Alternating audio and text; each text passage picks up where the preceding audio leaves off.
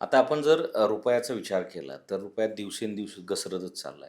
मग आता इम्पोर्ट्स किती जबाबदार ह्या गोष्टीला आहे आणि आपण त्याला कसं टॅकल करू शकतो?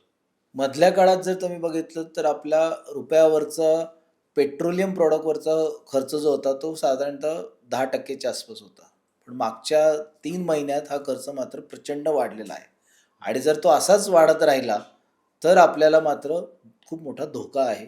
आणि रुपयाची घसरण फक्त इम्पोर्ट होत नाही, तर आपल्याकडे एफ-डी-आय म्हणजे फॉरेन इन्व्हेस्टर जे इन्व्हेस्ट करत असतात, तो अशा काळामध्ये पैसा बाहेर घेऊन जातो. म्हणजे इम्पोर्टमुळे होणारं नुकसान वेगळंच हं. आणि फॉरेनर म्हणजे एफ-डी-आय मार्फत जो भारतात जो पैसा येत होता, तो थांबला.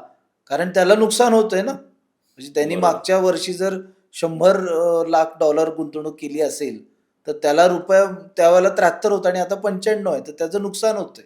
हे नुकसान थांबवायचं असेल, तर त्याला इथली इकॉनॉमी अट्रॅक्ट करते, पण रुपयाची घसरण ही त्याच्यासाठी खूप धोक्याची बाजू आहे. आणि ती थांबली, की तरच तो मोठ्या प्रमाणात इथे गुंतवणूक करणार. म्हणजे एफ-डी-आय गुंतवणूकदार जर भारतामध्ये वाढवायचा असेल, तर आपल्या रुपयाची घसरण कुठेतरी थांबणं गरजेचं आहे.